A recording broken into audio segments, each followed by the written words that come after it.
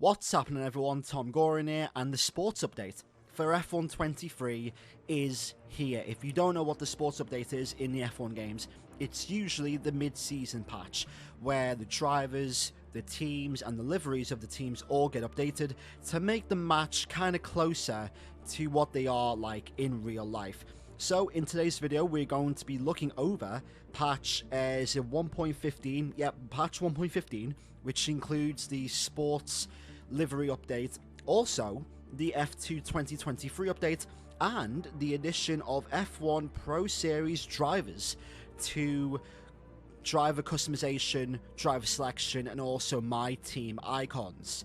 So if you do like this type of content, then make sure to hit the like button and also subscribe for more F1 23 content. I'm actually kind of excited to see what they've actually done with the car models in this game. So let's get started, and we're going to start with the F2 2023 drivers, and as you can see, all of them are there. The liveries look different. The car is still the same. Next year the car will be completely different because it's now updated, but as you can see, look at the drivers. They've got Enzo Fittipaldi, Theo Porcher, Victor Martins, Frederick Vesti, Oliver Behrman. They've got Jack Crawford. They've got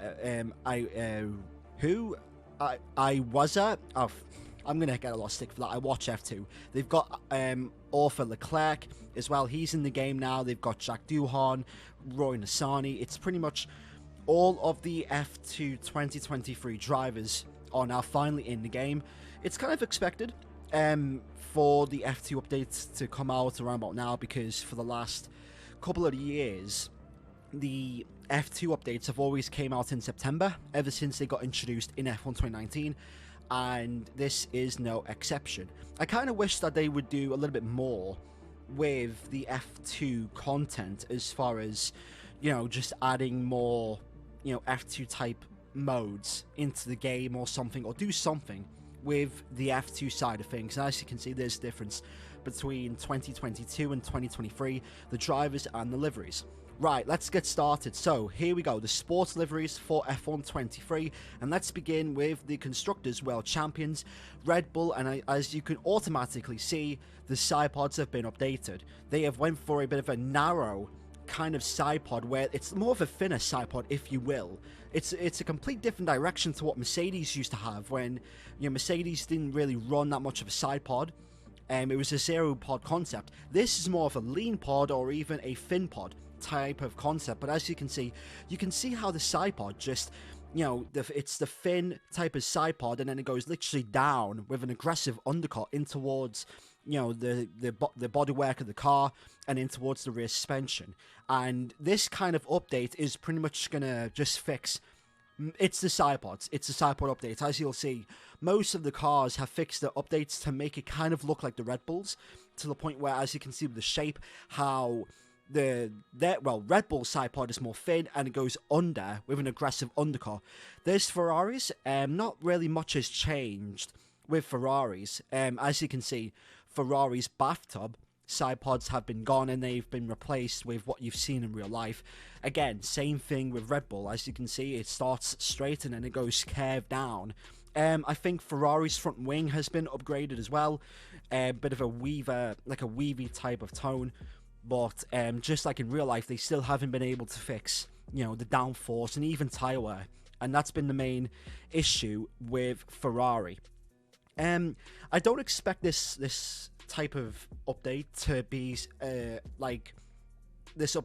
as significant as the one we had last year, where we had a lot of different cars and just the different changes to the car. However, this is the one I wanted to see. The Mercedes do have the sidepods in this game now. Finally, that was the biggest talking point of this season when it came to Mercedes, and this update is kind of reminiscent of, I'd say, what is it, Baku? I don't know if it's Baku, Canada, or Silverstone, one of the three races. But as you can see, there is Mercedes sidepod, and as you can see, once again, it's following the trajectory of Red Bull, where it goes straight and then down, and that's what all of the teams have been copying. It's realistically a copycat game with the sidepods and how important the sidepods are to these regs of the cars. And as you can see, there's, you know, you've got the front wing there, the chassis as well, and there's a clear example of Mercedes Sidepods, how they're more wider than their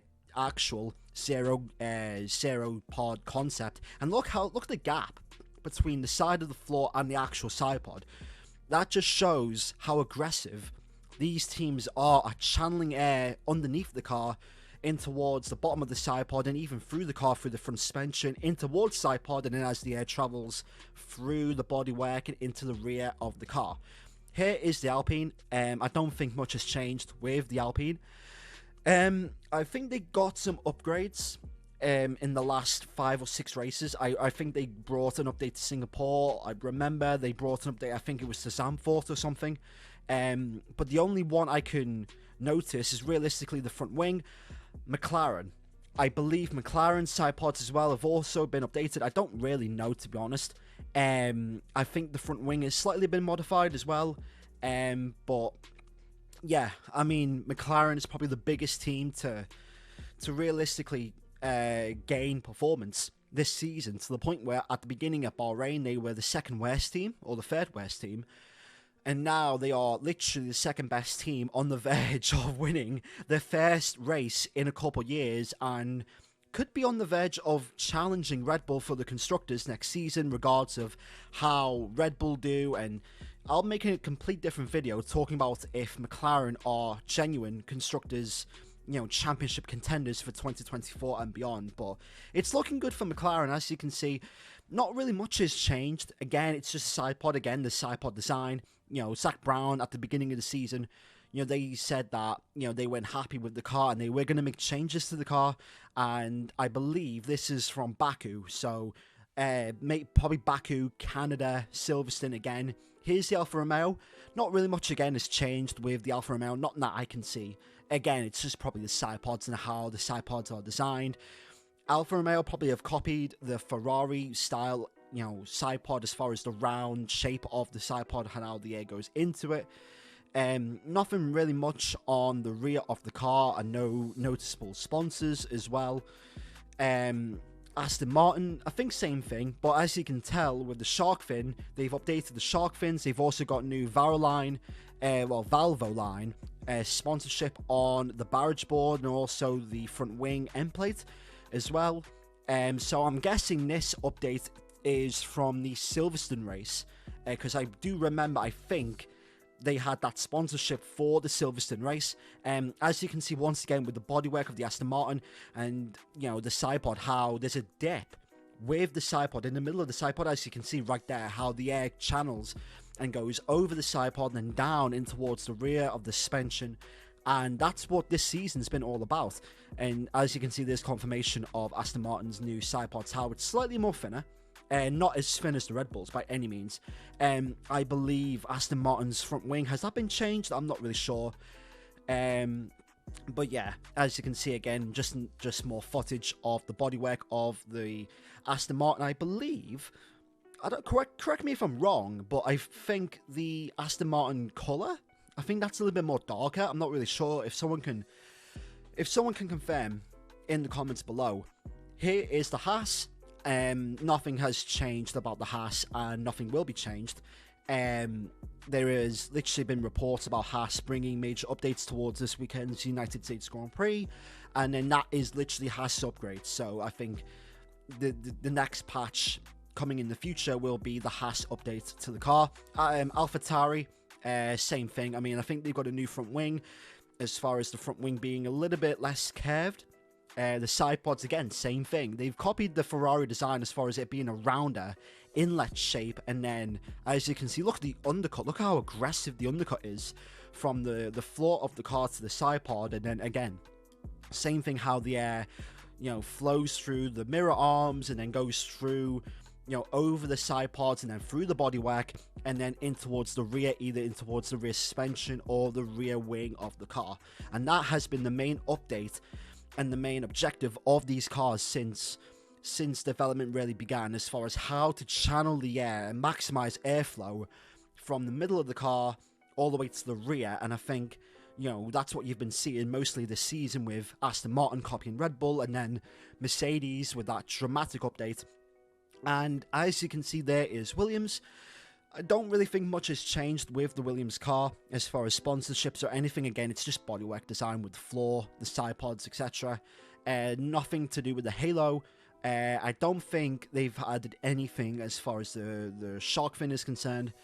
But yeah, once again, it's just another case of just updated side pods. I think they might have changed the front wing. I'm not really sure. However, another update to F1 23 has been the introduction of the F1 Pro Series drivers in towards the game. So as you can see, there's Lucas Blakely, you've got David Tanitsa, you've got Jarno Otmir, and you've got Brendan Lee as well, all former champions of F1 Esports. And now you can select them as characters for Grand Prix mode and also My Team mode as well. So that should be very fun and interesting for content creators and also things I like. But that is that for this video. If you did enjoy this video, then make sure to hit the like button and also subscribe to the channel for more F1 23 content as well. I'm going to try and get a thumbnail of that Mercedes to use for this video. But thank you for watching. Make sure to leave like, share, comment and subscribe for more F1 23 content, and I'll see you all in the next video in a bit. God, that Mercedes looks sexy.